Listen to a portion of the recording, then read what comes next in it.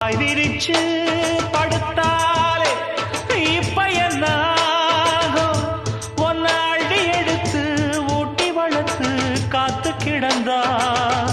அந்த தாயோட முகம் பார் கண்ணு